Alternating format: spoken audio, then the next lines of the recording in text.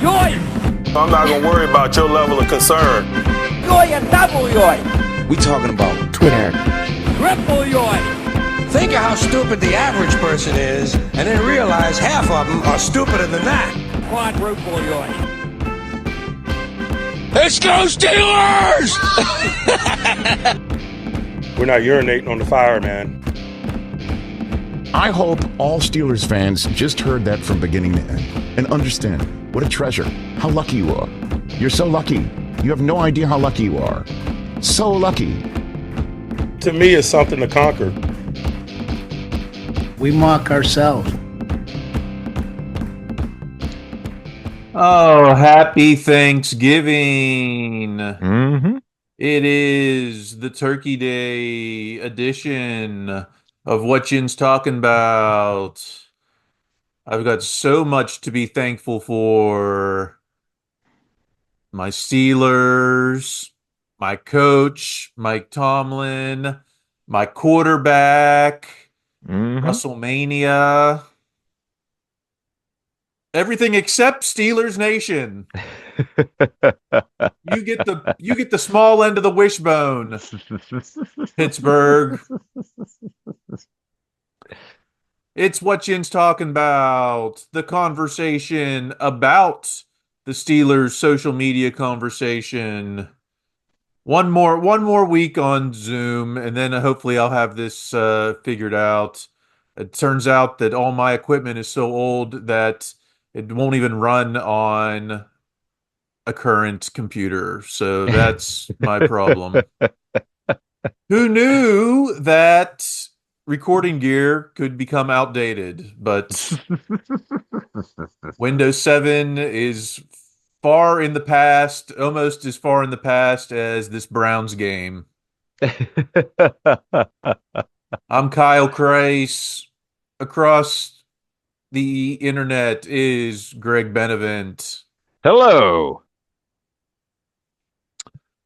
And so much to be thankful for, especially all these hot and toxic takes.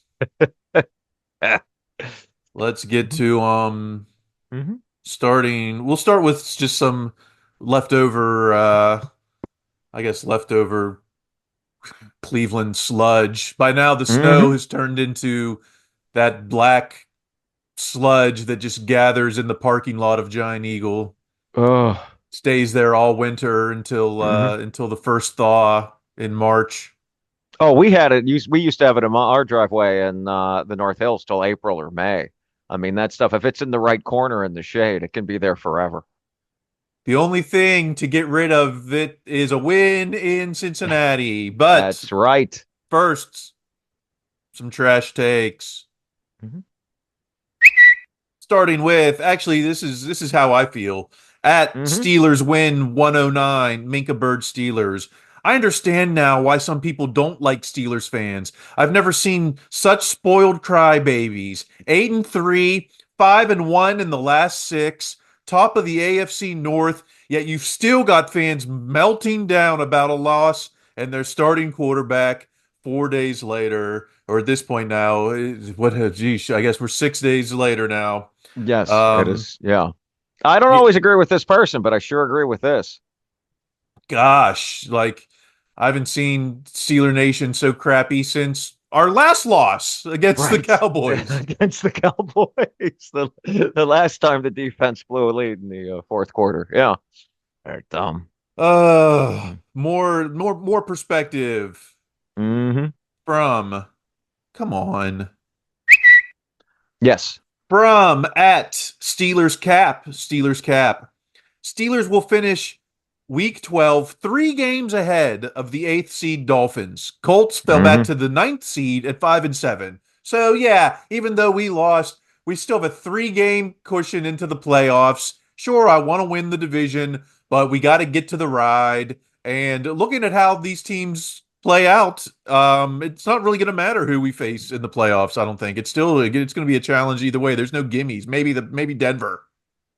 Well, but even then, they've been playing so much better. I mean, you'd sure love to have that game at home, but yeah, I mean, it's just about even if nothing else, I want to see this team learn how to win, and it seems like they have been over the course of this season. Learn what it means to have expectations, to be a team that when it wins again, that knows how to win consistently versus one that has to like get hot at the end. But they have been doing that for the most part. They really have. Yeah, 2 wins in a row against Commanders and Ravens, and then all of a Hmm. sudden, one loss in division on the road on Thursday, and then we act Hmm. like it's the end of the world. I don't, if we would have lost to the Ravens and beat the Browns, would the fan base would probably be in a less toxic place right now. Oh, something because the team would be in a less advantageous place had that been the Yeah. case. I mean, and also look, I mean, like so many of us, when I saw the schedule that dropped in May, this was one of two games I looked at and I said they're going to lose that game. It was this game and the Eagles game coming up. Those are the two that I thought they had the best chance to lose. And so, I mean, I don't know. I was still upset, but I don't know. I wonder how much of this yelling meltdown was just off of Myles Garrett doing so well and then having like a WWE promo at the end of the game. I wonder how much of that is what's made people crazy. I'm probably giving them too much credit, but that was my initial thought. I've trained myself to hate it. Yeah, hate the Browns. Hey, the Browns are back on my radar. I thought, oh, it's going to be an easy season. Now I'm ready to whoop them again. Let's see what the reaction over on Blue Sky was. The skeet from at Mike-Hughes34 at Blue Sky. Steelers lost to any divisional opponent shouldn't concern anyone. The AFC North is a cruel, cruel mistress. No one wrote off the Ravens when they lost. I mean, the Ravens just lost to the Browns too. I don't hear anyone crying that they don't have what it takes. These are division games, right? Yes, I agree with everything you said. I agreed with the no one wrote the Ravens off when they lost, and it just hit me. Can you imagine what people would be like on social media if the Steelers didn't just lose a division game to a rival, but lost a division game to a rival and had the league's lowest rated pass defense? Like between those two things, people would lose their minds not just one week, but over the course of several months. I hate the narrative that trap game or letdown game or Tomlin special. Saw so much Tomlin special. There was a lot of Tomlin special. Yeah, shove Tomlin special and stuff it in your turkey because at Trent Ging 15, Trent Ging says, "Can we consider any game in the AFC North a trap game?" Oh God, no. I don't consider any game a trap game, let alone AFC North. And this isn't, this is a different 2-8. We're now 3-8 Browns team than the 1 win. Not Romeo Cromwell. Who was the coach? Hugh I don't even remember. Yeah, no, you're 100% right. And I'll go a step further. This isn't even the same Browns team as the one at the beginning of the season with Deshaun. I mean, it matters not just who you play, but when you play them. I mean, if the Steelers had played the Browns with Deshaun and the Cowboys with Cooper Rush, although maybe they would have had Micah in that game too, then maybe these things are very different. It matters a lot when you play a team versus who they are. You're exactly right. How about at Bigfoot's 0169 Jitterbug, Mr. Optimistic, aka the Clown Gatekeeper. You know what I appreciate most about being a Steelers fan? What makes me feel so grateful? Cowboys are having one of those years, and they will probably only have at most 5 wins. When the Steelers have one of those seasons, they finish at least 500 and just barely make the playoffs. Yeah, so many of these teams, look at Jets or Giants having a meltdown. Cowboys. These are really crappy teams to be supporting right now. When Steelers have a bad season, they're 9-7 or 10-7. Oh man, what a letdown season. 7th seed in the playoffs. Some of these teams, look at the Jets haven't, been to the playoffs how many times this century? Oh God, it's a huge number. You're so right. And also, I'm going to piggyback on that too. Is that look at the teams we're talking about: the Giants, we're talking about the Jets, we're talking about the Cowboys, and how bad those seasons are, how miserable they are to sit through as a fan. And come back to me next year at this time, and let's see how much their high draft picks have turned that franchise around. How much that those top 5 overall picks or whatever they're getting, or whatever the Panthers are going to get. Although I give them a lot of credit for playing a tough game on Sunday, that this rebuild is going to be led by 1 or 2 guys at the top of the draft. Yeah, for the next, can't wait for the Cowboys to get the next Trevor Lawrence. How's that paid off? Or, and look at the Niners this year. Yeah. It's just like all these teams go up and down. The Steelers, and we'll get to the Tomlin tweets in a second, but yeah. 500 is a basement. Meanwhile, for half of these teams, 500 is a good season, and these are teams like we just said, Cowboys, whatnot. Well, even that, I was just going to say to what Kyle's saying, because you're so right. It's also, you could be like, okay, well, the Texans put it together. They found a guy up top. They found 2 guys up top. And even then, boy, Kyle was talking about which teams would you like to see in the playoffs. Right now, I think the Texans I'd rather see the Texans almost than the Broncos, like in terms of who you face. I mean, the Texans, they're a good team. They've got good players, but I mean, they struggle to put that all together consistently. And talk about teams that look bad in their division. In division games sometimes. Yeah, talk about it. We don't worry about the Joneses. Well, we will when we face them in January. Speaking of Texans, at Bryce_EO3 Haywood, Texans just lost to a divisional opponent that was 2-8. To all you casual fake yinzers, you can F off if you want Tomlin fired. You're the anchor to a strong fan base. I don't know if anchor is. I think he's trying to say that he's weighing us down, right? Yeah, the fake yinzers that are weighing us down. Unfortunately, I must disagree. I'm not sure the people yelling are the fake yinzers. I worry they're the epitome of the yinzer, and the rest of us are trying to uphold the good name. But also, just to piggyback on what this person's saying, Texans lost to a division opponent. It was 2-8, and the Texans lost at home. They weren't on the road in the snow. They were in the big rodeo bowl there in Houston. So that's also a very different beast. And Washington lost again. And who else lost? I mean, Chargers, they played the Ravens, but it's like, right. Playoff teams. I mean, not the Ravens. The Chiefs almost lost to the Panthers. That might have been a trap game. That might have been that might have been an actual trap game. But yes, no. They gave up a 2-point conversion at the end of the game. Believe me, if the Steelers had won a game like that against the Panthers, we would hear about it. It would be brought up many, many times throughout the course of a season, no matter what happened. We love Steeler Nation. All right. Well, let's look at what our expectations are now, because I guess it's different depending on what your source is. For instance, at Toby Prime, T Prime's top NFL teams are Lions, Eagles, Bills, Chiefs, Steelers. So, okay. I don't think Toby Prime here. I don't think T Prime here is a Steelers fan necessarily. But outside of the 412, a lot of these people still consider the Steelers a top contender. It's only within the boundaries of the Monongahela and the Allegheny are we ready to give up ship this season. Oh yes, no. Very few other fan bases would give up on their team after losing a Thursday night game to a division opponent in the snow. At 8-3. Well, not everybody. There's at Football Unlock, Tyler Mentine. Teams ready for the playoffs: Lions, Eagles, frauds, Bills, Broncos, Steelers, Vikings. I don't know exactly what a fraud is. We're still a week away from hell-raising season. I don't think anyone can be. All this talk about, we're no longer a Super Bowl contender just because a week ago we were. All of a sudden we beat the Ravens. 3 days ago, not a week.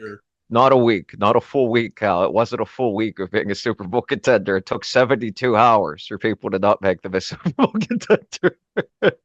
We won't know who the Super Bowl contenders are until there's a final score in the AFC Championship game. That's when you become a Super Bowl contender. Mm-hmm. Well, I would just go back a week. I'd say once you get to that, once you're in the game to do it, then you're a contender. But yes, divisional round. Once the division round ends, then yes, you're a contender. But yeah, no. This is and also I find it interesting that neither of these people mentioned the Ravens at all, either as a good team or a bad team. It's almost like you can't go with whoever the people at Football Unlock are. That does sound like you asked AI quick. Give me a cool name for my podcast. But yeah, it is interesting that the Vikings look this hot, and apparently the Ravens have fallen off so quickly. I feel that maybe all these people tweeted it before Monday night against the Chargers. But yes, it's. I mean, it's so interesting that people. It just hit me. People are willing to make all these big determinations about the Steelers now. Meanwhile, we're just about to start the part of the season that we've been saying since May will determine the season. And they've come into it at 8-3, which is as well as I think if someone had come to any of us and said, "Hey, it'll be 8-3 going into that Bengals game," we'd have taken it sight unseen. Yeah. If Rip Van Winkle woke up on Thanksgiving Day and was like, "Oh, Steelers are 8-3 and beat the Ravens once already," Mm-hmm. So any of this other like who's a fraud and who's legit and who's a contender. Mm-hmm. I'm not going to soothe you with hypothetical scenarios. No, it's hypothetical season still. We'll get to yeah, hypothetical season. I love that, Kyle. Yes. Okay. How about one more on the expectations at the Pony Express? Andrew Filipponi, would you rather A, win the AFC North and play the Chargers at home, or B, be the top wild card and played Texans on the road? Filipponi is going to say A. But also, what about just playing Baltimore? Either, if we're the 4 seed, then even if we win the division, we're probably playing Baltimore as the 5 seed. And who knows, if we're the 5 seed, who knows? Maybe we are going into Baltimore. It depends on how the Texans shape up here. Well, 2 things. I do agree of these options. I'd take win the AFC North and play the Chargers at home. I think Filipponi tweeted this before Monday night. I thought the Chargers would put up a much, much better fight against the Ravens than they did. So I would much rather see that. I don't agree with Buck barely. And no, I would prefer not to see Baltimore in the playoffs just because of that stat. This is now what is Tomlin 16-15? After Ravens games, it's not 500. It's right around 500. Like those games really do take something out of the team that is not fake, that is not some made up stat, and that whether it takes it out of them physically and or emotionally. But I would prefer not to see Baltimore in the playoffs. Although, each time they've gotten to the last 2 times they've gone to the Super Bowl, they did play Baltimore in the playoffs and then do so, right? 2008. Yeah, because that's the Troy picks him off, Flacco, and then the one in the divisional game. Remember the weird one where they come back, AB catches the ball over his head, they fumble in the first quarter and no one notices it, and the Ravens do. Yeah, the last 2 times they've gone to the Super Bowl, they've played the Ravens. So, but I'd still prefer not to see them. Give me somebody that's, they won't be so beat up in. But again, by that same token, this is hypothetical season. Give me anybody. I don't know. I want to see what that's like. I mean, if that's where it has to be, that's where it has to be. But it's, if here not long after my birthday, if we're still making wishes, sure, but just get in there. Yeah, I mean, I guess best case scenario is 2 seed, have Denver and a rookie quarterback come to town, and then see what and then maybe it's Baltimore comes into town. So, right, exactly. But that could also be. I mean, that's that. And then after that, you're looking at who knows what you're looking at after that. You're going at Arrow. Yeah, who knows? But it would be nice to get into that conversation. So yes, so I'll still take anybody. And then, who knows? Maybe the Chiefs get bumped. The Bills could. Who knows? Right. Many things. Absolutely. Many things. Many things. Let's get to the Tomlin takes. Mm-hmm. Let's go back to at the Pony Express, Andrew Filipponi. Things Mike Tomlin blamed the loss to the Browns on at his Tuesday press conference. Slow start by players, Myles Garrett, his punter, the refs, replay assist. Nothing about his horrible in-game decision-making. Sad. But I don't think that's genuine. First off, he wasn't he didn't blame any of those things on the loss. He was talking about fact. I mean, those were the factors, but I don't think he was Yes. blaming. Right.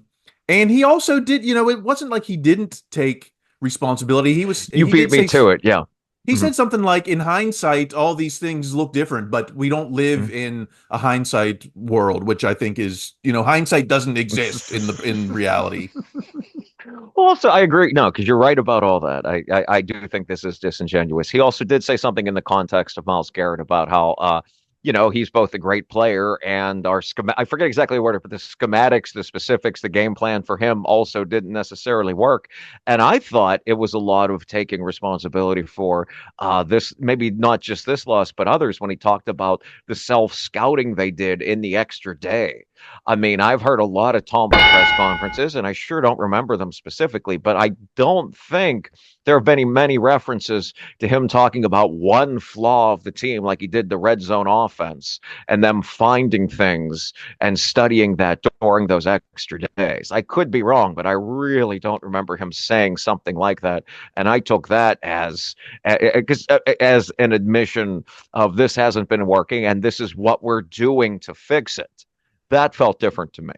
Yeah, it's not like, people act like the coaches don't see they don't see that the red zone is flawed, or they don't see Mhm. that, Mhm. running on first down isn't working. It's like, they know all that more so than they know why it's not working. And, yeah, hey, I would have, man, I don't know if we'll get it from Hard Knocks, but I would love to see a little self-scouting with the coaches, Yes. next week. I mean, the debut's on Tuesday, right? So maybe I Oh don't know. God. Will we get some of that self-scouting meeting? I don't know. That'd be I fun. mean, I can't imagine there's enough time to put in something like that when you have to cover four teams in what, an hour? I mean, I just can't imagine the editing of that. Or if it's like, here's the 15-minute segment of the Ravens, here's 15 Steelers, 15 Browns. I have no idea how they're going to do this.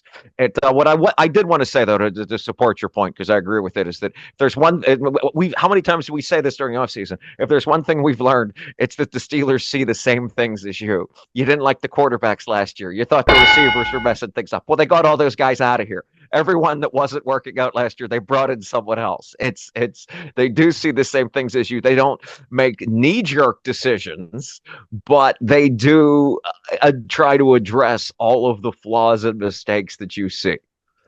Yeah, he's not going in there and going, well, we got these tweets from Filipponi, so I just want to address that for a moment, Plus we know how Tomlin thinks about I can't give you all the ingredients to the hot dog. You might not like it. we're not gonna we're not gonna see the kitchen. Mm-hmm. Okay, how about a reasonable take from a flawed man at Le'Veon Bell. Le'Veon Bell. If you're a Steelers fan and you're saying fire Mike Tomlin, then you're not a real Steelers fan. I'm on board with this sentiment. So many people are like, no, I like the team. I just want Tomlin gone, Arthur Smith gone, Terrell Austin gone. Yeah, Bring back the block numbers, reinstall Three River Stadium. Yeah. Yeah, I still call it Heinz Field. I mean, there's no one is more Steelers culture than Mike Tomlin. I can't figure out when exactly it happened. Maybe it was after the Super Bowl win, maybe way back in 2008 or something. But at this point, his identity is the team identity. I think the Tomlin way has surpassed the Rooney way, or at least they've merged. We don't hear so much about Art Rooney II as we did Dan Rooney. I think that Tomlin is now the moral authority, or at least the identity of the team is Mike Tomlin, and that's going to be the standard to live up to whoever comes next. No, that makes a lot of sense. A couple things. I mean, I obviously cannot stand having to agree with Le'Veon Bell, but I certainly agree with the sentiment here. I think that there's an interesting point in what you were saying about how the Tomlin way and the Steelers way merging into the same thing. And I'm thinking about it just in terms of more recent episodes here. where we had there's so many people complaining about, oh, the Steelers do too much running the ball. They rely too much on defense. Well, Tomlin is too much running the ball. Tomlin relies too much on defense, where the rest of the league is offense. That's what they said about the Steelers under Cowher. I imagine that's also what they said about the Steelers under Noel at different times too. I mean, that for a long time that was thought of as the Steelers way, and now that's seen as this Tomlin thing, whereas it's him adding to that foundation and that mindset. And I imagine, however this game goes next, and wherever, like you said, the next coach, I imagine, 15, 20 years from now, whoever it is will still be having these conversations about, oh, the Steelers don't want to use the robot players who can run in 2 seconds, 50 yards. Like they try to, more running the ball, or still too much defense. I think there is kind of a synergy like, there. Tomlin doesn't evolve to the modern game. Yeah, what the modern game is overpaying quarterbacks. The modern game is fickle decision making. That's none of that. Yeah, that's not the Steelers way. So no. It's like, you can't. It's hard to say you're a Steelers fan but not a Tomlin fan unless you've got some kind of prejudice of your own, which is obvious in a lot of these Twitter bios. I cannot imagine. I cannot imagine the hazmat suit you must wear to read this nonsense. Yeah, I love when the Twitter bio is like, God and country, Christian, and then it's like, oh, fire all these bums and a-holes and stuff. And it's like, oh, okay, I guess we're reading the Old Testament today. And we're stopping there. Okay, one more thing. Great insight from at Tribune Review Sports. Since Coach Tomlin was hired in 2007, the Steelers have had a tendency to either salvage a foundering season by triggering a late run, or have undergone some degree of collapse. Okay, that sounds like every team, every season. I didn't break down season by season, but either the teams had a great December and thrived in the playoffs, or kind of had a meltdown. Usually, only 2009 was the meltdown season. I mean, yeah, and there was the meltdown season, the pit of misery in 2018. Don't forget that. That was the one. They went on after that win against the Panthers on Thursday night. They went on and the comeback against the Jags. The rest of it kind of fell off a cliff.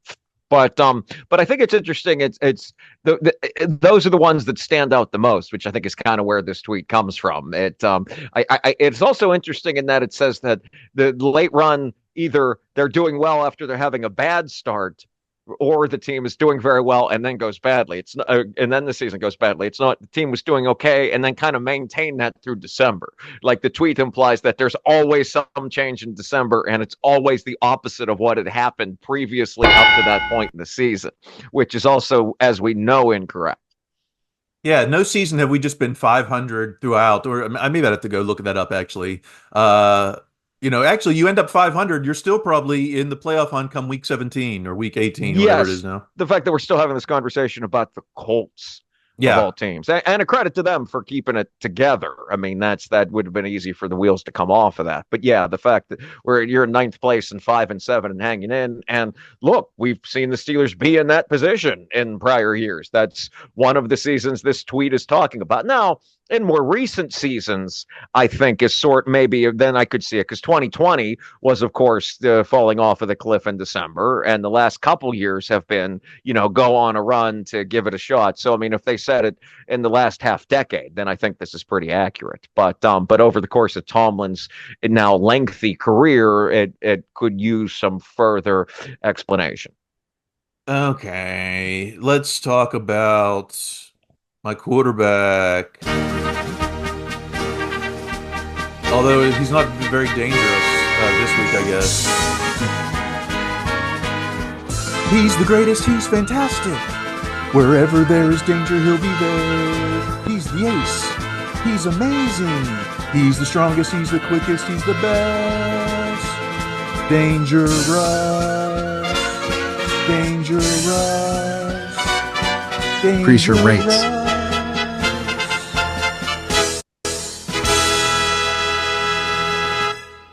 All right, let's get to the Russ tweets. No ads, please, from the peanut gallery.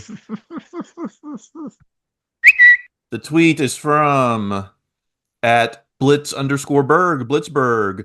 Would you like to see Russell Wilson back with the Steelers in 2025? Yes, 64.5%. No, 35.5%. It's almost 2-1 margin. Russ is coming back, despite this was a good game for him. It's statistically, I mean, right? I don't know. Well, what I'll say, no, I was going to say, I'll give you a hot take. I think this game kind of pushed me over the top towards, yeah, I would like to see Russ come back next season. And it's not even off of any statistic. It's that once they went down double digits, there was a real chance of this game going like the Thursday night Mason game, not with anyone swinging helmets, but in a point where it's like, okay, this game is no longer winnable. Let's just get out of here. And that very much didn't happen.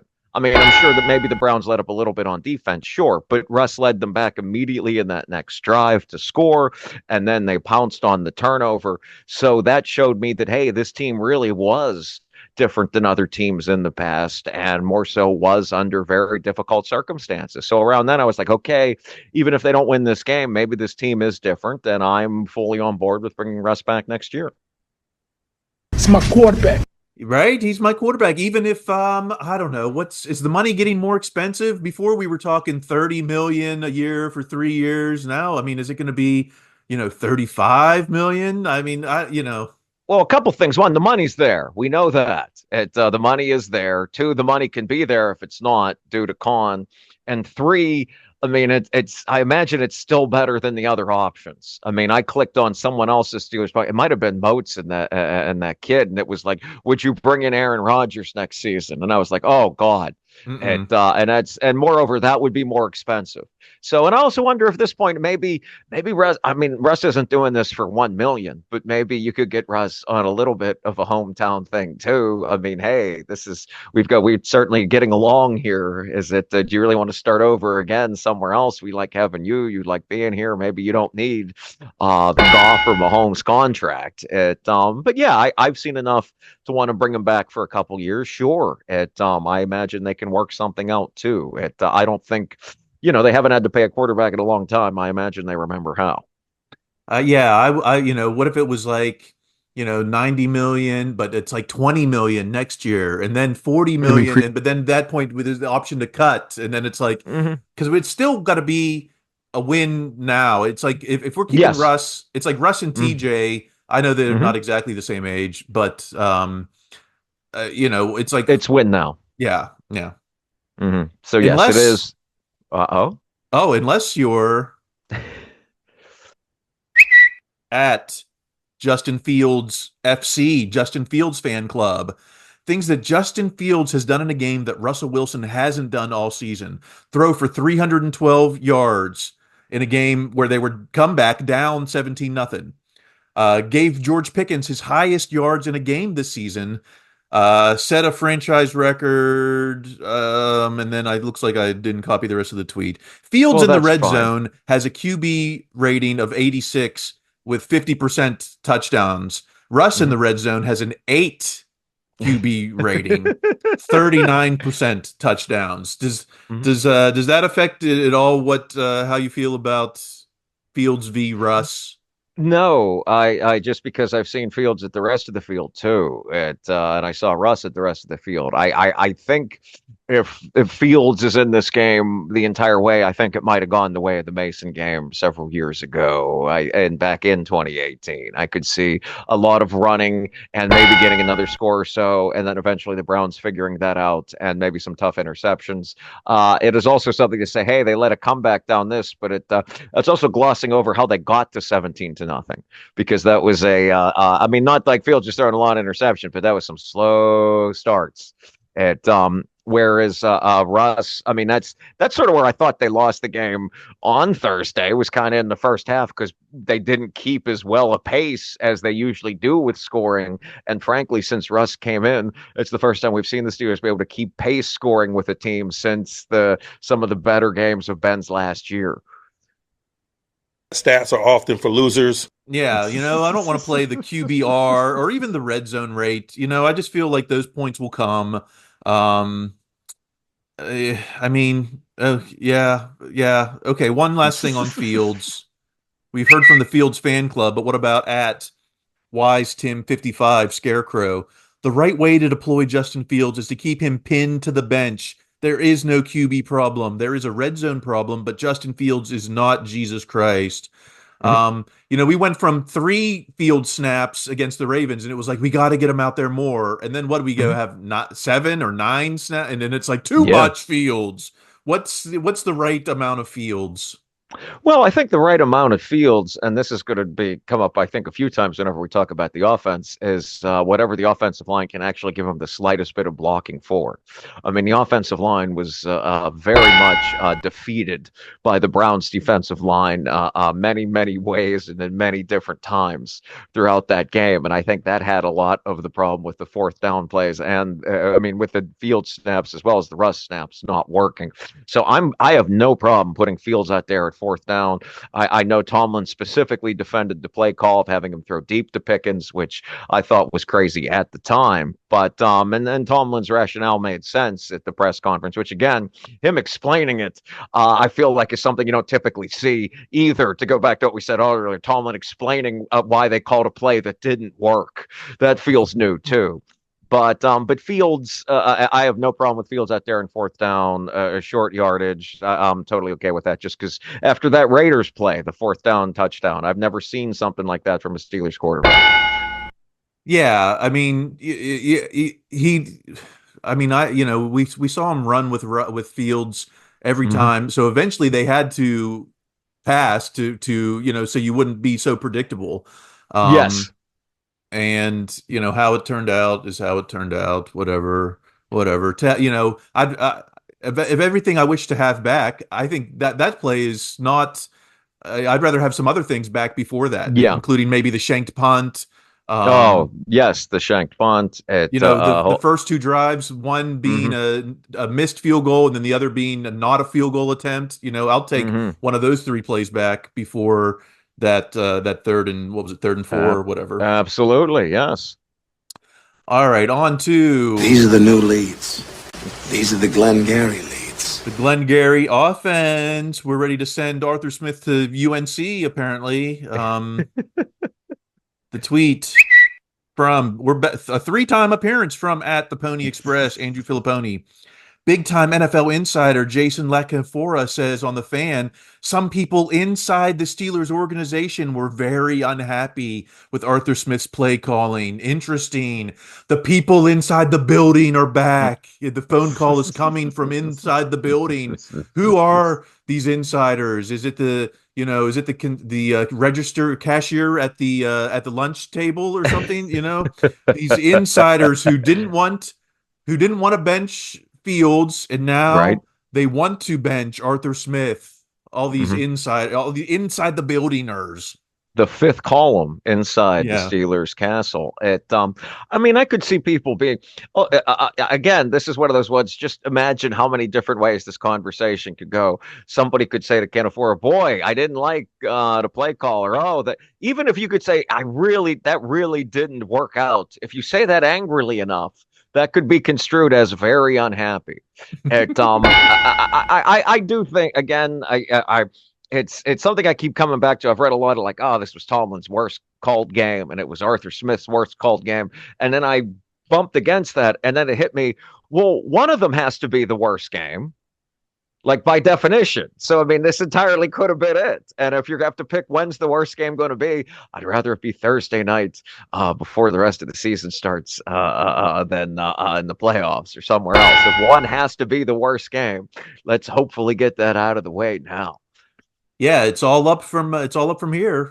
What was his best called game? If everyone has all these great memories of worst called games, what was the best called game then? I don't know. Second half of the Jets. I don't know. They've made so many more plays since Russ has gotten in there. They just haven't converted in the red zone, which is what. But as Tomlin said, they spent a lot of time looking at it, which again is still new to me. That to me was the most fun part of the press conference, other than the part where they kept trying to get him to say something about George Pickens, and he kept lying to them, and it was awesome.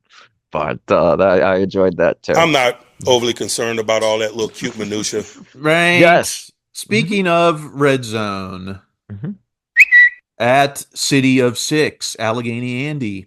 Through 11 games, the Steelers are ranked 30th in red zone success, a pretty damning stat given the tough slate of games in the back half. What can they do to improve? So, okay, so what? They're 45% in the red zone, but the median average is about 55%. So, right now through 11 games, they're 17 for 38 touchdowns in the red zone. Now they're on pace to have 21 more red zone attempts. If they want to end the season middle of the pack, they'd have to go like 15 or 16 of the last 21, which would put them like basically in the top 2 red zone. I don't think that's going to happen necessarily. No, I don't think so either. Although if they did, I think it's a very different conversation about where this team is in playoff seeding. That is that would be some unleashed hell. That would be hell unleashed in the red zone. It would be the hell zone. That would be pretty tremendous. Were that to be the case. I mean, that's, I do expect them to come out with some new things in the red zone per Tomlin's conversation come Sunday and the Sundays after. I absolutely believe that. And this is last thing on the offense. We'll go to at Jim Wexel, James C. Wexel, Insider.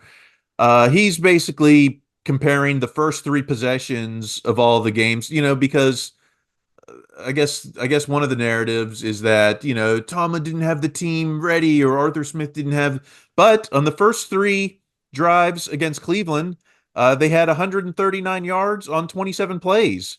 That's better, if not as good as, any other game this season, except maybe the Giants game where they had 181 yards. But then only scored 9 points on those 3 drives. So again, it was the missed field goal. Then it was the 4th down, not on the second drive, not attempting the field goal. But it wasn't necessarily the offense. The offense was kind of clicking, except for the 4th down. Well, I mean, the offense was clicking up until they got on the Browns side of the field, or after they hit that big. Well, I think the problem with the offense wasn't really running the ball. I mean, they had some big passes going. That was the only thing that was working for the offense in the first half. They couldn't get a consistent run game going, and eventually that was going to lead to all their failures in the red zone, because you can't just keep hitting deep passes all the way down the field into the end zone. Although they found their way to that in the second, and certainly in the fourth quarter. But yeah, this is, I mean, the real problem with the offense was they couldn't protect Russ on the other side of the field, and they sure couldn't get the running game going, which was very disappointing. Yeah, if anything, blame Russ for taking some sacks. If you want to, I mean, especially the first 3rd down that led to the 58-yard attempt. If he avoids that sack, then it's a 50-yard or a little bit more manageable. Yes. Yeah, and I think that was part of the people were being angry about the play calling. Was it seemed to be like, okay, let's throw deep, despite the fact this offensive line either A, can't protect Russ right now, or B, Russ is going to take so long to wind up the cannon here. But yeah, the failure of the running game, and then later the failure of the defensive line to generate any pressure whatsoever, I think were the 2 biggest disappointments of this past game. Let's talk defense. You brought it up. Let's at Carney Media, Trey Carney. If Highsmith is back or not, can the Steelers please reinsert swapping sides for their pass rushers? It was such a cool wrinkle in the Giants game, but they threw it out right after. Everyone is a lot of complaints about Terrell Austin can't be creative. Why can't they change sides? Look at Myles Garrett is doing so much. TJ Watt isn't. But then they asked Tomlin, and he's like, yeah, if we're healthy, we're sticking them to their sides, and I don't remember James Harrison being Mr. Mobile going everywhere. I don't remember Lamar Woodley being that guy. I think that's just people looking for a way to complain and moan about the defense, and they can't blame TJ Watt not getting sacks, although this week we saw some of that even. So it's got to be Terrell Austin isn't creative. Well, I think it was I think this was the first time that people really did blame TJ for not having any sacks or pressures when it was, forget if they had the third stringer on TJ or it was the other guy, but yeah, after Myles Garrett said what the road to defensive player of the year goes through me. I think that was after that it was like there was a lot of like, what's wrong with the Steelers pass rush? But yeah, swapping sides, they did try it for one game, and I always thought they might try and bring it back again. But it's hard to blame them too much since the one deep play on defense that was made that wasn't just Winston throwing the ball at Dante Jackson was Herbig's sack. But yeah, they're different with Herbig and with Highsmith out there or not. He makes a bigger difference than people think. Even I'm not all fully aware of it. Well, here's speaking of Highsmith, at C Gillis 2021, Chris _G, Steelers with versus without Alex Highsmith this season. 7-0 with, 1-3 without. That's kind of interesting. Yeah, that is. I don't know if we'll see him back. I'm kind of skeptical we're going to see him back on this week. I don't think he practiced on Wednesday, at least with the individual drills. But then again, Herbig had the best PFF grade for a pass rusher this past week. So, it's I don't know. Either way you look at it. Well, and I wonder how many other things Herbig doesn't do or can't do that Highsmith can. I mean, the Browns didn't have a great rushing attack in this game, but they certainly ran the ball better than the Steelers did. They certainly had more pressure on the Steelers quarterbacks than the Steelers had on their quarterbacks. So I think all the whatever the little things are, I imagine Highsmith does them better than Herbig at this point, which, definitionally makes sense. This is still just Herbig's second year, although he seems very promising. I mean, there's no way to put them all three out there. I don't know. Is there? I mean, they played with that a little bit. We know they've tried that a little bit. Then it's just going to open up. You got to put Patrick Queen man-to-man on someone, or it opens up problems on the secondary. Yes. Okay. Well, I think that the band is trying to take the field.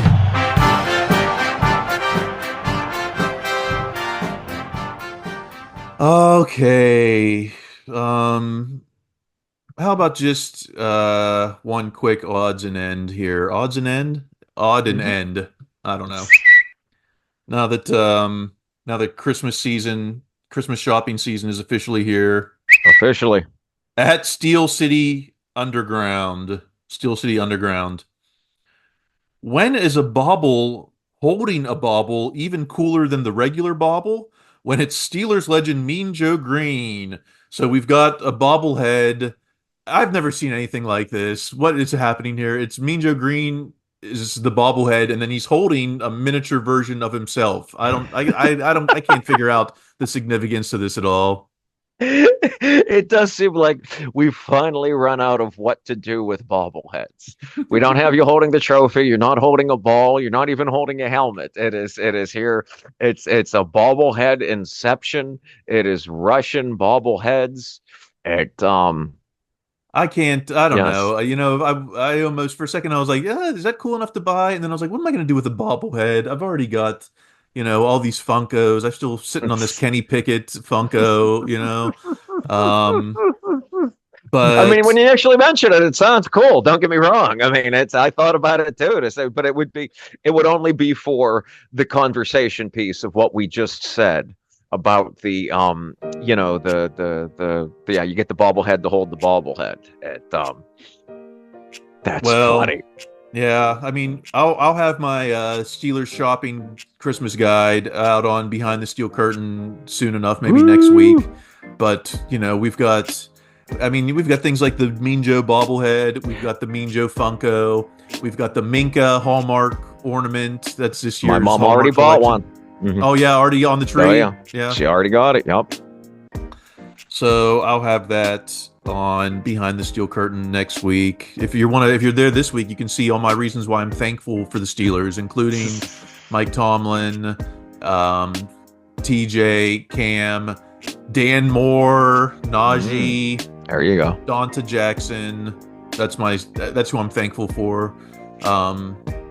But most of all, Mike Tomlin. You know, somewhere along the line, the no losing seasons stat has become like a meme or a sarcastic stat or something. But there's really few things. I mean, besides the Lombardi, there's nothing more impressive than that stat to me. I don't know. Mm-hmm. Yes. And the fact that he gets players like Russ and Patrick Queen and Deshaun Elliott, they came here they wanted to play for Mike Tomlin. I don't see anyone saying they want to go play for a Harbaugh or something. You know, at least they don't say it on these podcasts. You know, I think they say they want to play with Lamar. I think that's the way you word it over there. It's you get a chance to play for with Mahomes. I think it's with a guy versus for a guy. Coach T, besides my Lord and Savior, Coach T saved me. Yeah. All right. Have a happy Thanksgiving. Yes. And keep the conversation going online. I'm at Kyle Kreis. Greg, and where can we find you? Yeah, on Instagram at Greg Benevent. B as in boy, E-N-E, V as in Victor, E-N-T. All right. Hopefully next week we'll figure out the tech. Maybe we'll be live and in person. I think I have to buy a new piece of equipment. Of course, nothing lasts forever in the cold November rain. I think that was Frost said that, I believe. So all right. Until next week, keep listening to your coach. Be their best selves. That's going to be required. Stay in school.